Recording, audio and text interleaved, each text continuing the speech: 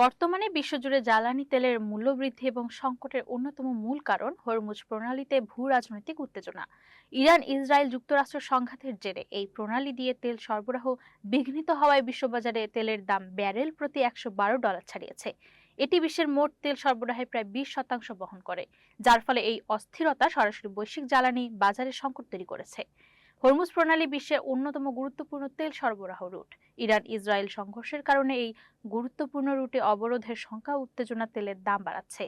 পারস্য উপসাগরে এই প্রণালীটি প্রায় 33 কিলোমিটার সরু, যা সহজেই বন্ধ রাখা বা বাধাগ্রস্ত করা সম্ভব।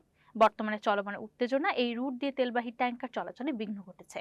বিশ্বের মোট তেলের প্রায় 1/5 এই পথ দিয়ে এশিয়ার দেশগুলোতে যায়। ফলে এই অঞ্চলের জ্বালানির নিরাপত্তা চরম ঝুঁকির মুখে পড়েছে এবং এলএনজি ও জ্বালানি তেল সরবরাহে ঘাটতি দেখা দিয়েছে। যুদ্ধের আতঙ্কে বৈশ্বিক জাহাজ বা শিপিং কোম্পানিগুলো ঝুঁকি এড়াতে বিকল্প পথ ব্যবহার করছে, যা পরিবহন খরচ এবং সামগ্রিকভাবে জ্বালানি তেলের দামও বাড়িয়ে দিচ্ছে। যদিও এই সংকটটি এখন হরমুজ প্রণালী কেন্দ্রিক, তবে এটি বিশ্বব্যাপী মূল্যস্ফীতি ও সাধারণ পণ্য মূল্য বাড়ার অন্যতম বড় কারণ হিসেবে দাঁড়িয়েছে।